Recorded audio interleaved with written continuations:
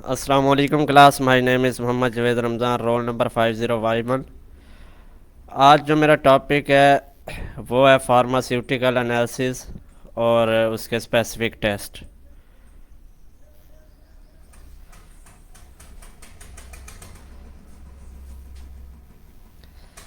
अच्छा, तो pharmaceutical analysis होता क्या है? ये हमारे पास ब्रांच ऑफ एनालिटिकल केमिस्ट्री है जो कि फोकस करती है आइडेंटिफिकेशन पे, क्वांटिफिकेशन पे और करेक्टराइजेशन पे। किन की करेक्टराइजेशन, क्वांटिफिकेशन और आइडेंटिफिकेशन करती है ऐसे केमिकल सब्सटेंसेस की करती है जो कि फार्मास्यूटिकल प्रोडक्ट्स में मौजूद हों।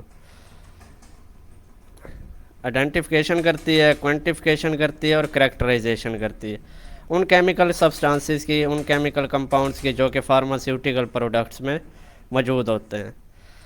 इसके बाद आ जाते हैं इसका रोल क्या है, इसका जो मकसद या एम क्या है। इसका जो मेन रोल है, क्रूशल रोल है, वो है ड्रग की डेवलपमेंट के लिए, क्वालिटी कंट्रोल के लिए और regulatory compliances in the pharmaceutical analysis कि ड्रग को किस तरह हमने डेवलप करना है, उसकी क्वालिटी को कैसे कंट्रोल करना है, उसकी शेल्फ़ लाइफ को कैसे देखना है। तो इसके अलावा इसकी सेफ्टी के बारे में देखना, इसकी एफिशिएंसी, एफिशिएंसी लिखा हुआ है, एफिशिएंसी को चेक करना और क्वालिटी मेजर करना। इन सब चीज़ों को देखने के लिए हम जो है फार्मास्यूटिकल एनालिसिस को इस्तेमाल करते हैं।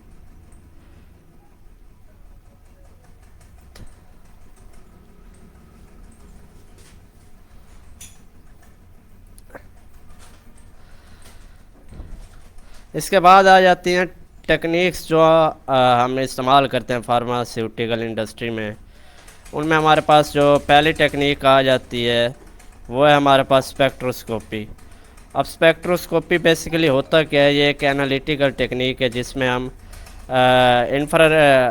इलेक्ट्रोमैग्नेटिक रेडिएशन को मैटर के साथ जब रिलेट करते हैं तो उस को स्टडी करने के लिए हम स्पेक्ट्रोस्कोपी का इस्तेमाल करते हैं।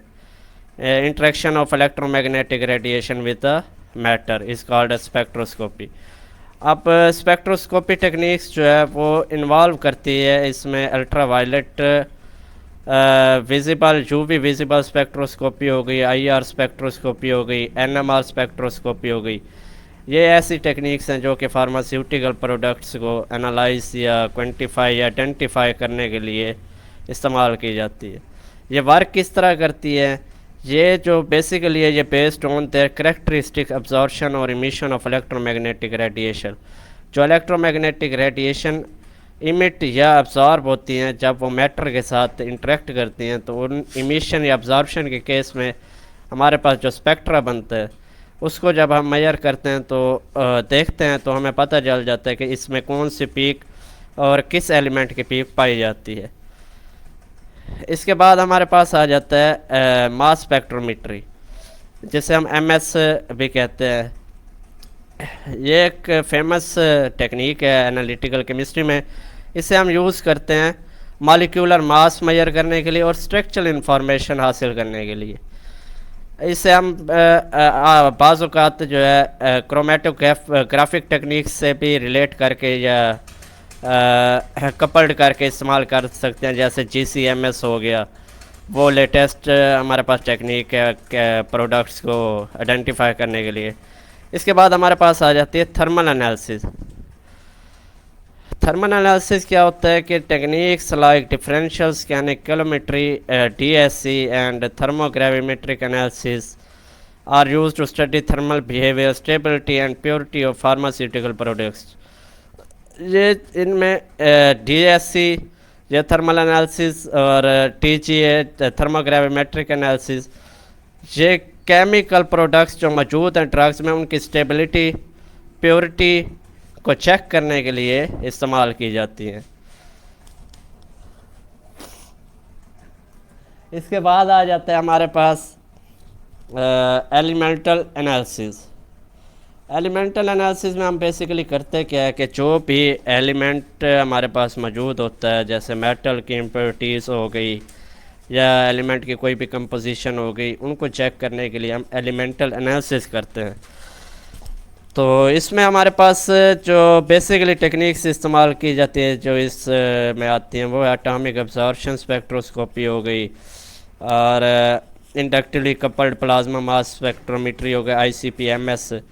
तो ये यूज़ क्यों करते हैं? To determine the elemental composition and trace metal impurities in pharmaceutical sample. जो हमारे पास ट्रेस मेटल्स मौजूद हों या एलिमेंटल कंपोजिशन को चेक करने के लिए हम ICP-MS हो गया या एटॉमिक एब्जॉर्प्शन स्पेक्ट्रोस्कोपी हो गया, इसको इस्तेमाल करते हैं। इसके बाद हमारे पास आ जाता है एक test, stability testing. Stability testing का मतलब ये है कि किसी भी हमारे पास जो फार्मास्यूटिकल प्रोडक्ट है उसको चेक करने के लिए कि वो किस इन्वायरमेंट में, किस टेम्परेचर पर, कितनी ह्यूमिडिटी पर या कितने लाइट पर वो अपनी जो ओरिजिनल कंडीशन है उसमें वो रह सकती है। तो अगर assessing the stability and degradation of pharmaceutic under various condition, temperature, humidity, light, to determine the shelf life and storage recommendations. अब शेल्फ लाइफ क्या होती है कि वो दौरानिया या वो टाइम जिस टाइम के अंदर जो हमारे पास फार्मास्यूटिकल प्रोडक्ट है वो यूज़ेबल रह सके, जिसे हम एक्सपायरी डेट भी कहते हैं। तो उसके बाद जो है हमारे अगर जब एक्सपायरी डेट ख़त्म हो जाए तो हमारे पास प्रोडक्ट जो है वो यूज़ेबल नहीं रहता। इसके अलावा स्टोरेज रिकमेंडेशन, भाई कितने टेम्परेचर पर, रूम टेम्परेचर पर कह सकते हैं या कोल्ड टेम्परेचर देना पड़ेगा, कोल्ड इन्वायरमेंट देना पड़ेगा या किस लाइट में रखना पड़ेगा या कोल्ड डार्क में रखना, इस तरह की सारी जो कंडीशंस हैं ये हम स्टेबिलिटी टेस्टिंग में स्टडी करते हैं। इसके बाद हमारे पास आ जाती हैं मेजर क्लासेस कौन सी हैं pharmaceutical product, major classes of pharmaceutical products. Pharmaceutical products की मेजर क्लासेस, जिसमें हमारे पास आ जाता है analgesic and pain reliever, antibiotic, antiviral drugs, anti fungal drugs हो गया, एंटी हाइपरटेंसिव हो गया, anti diabetic drugs, stimulants, anti depressants and depressants. तो मैं इसमें जो कैटेगरी को स्टडी करूँगा, क्लास को स्टडी करूँगा, वो है एंटी हाइपरटेंसिव ड्रग्स।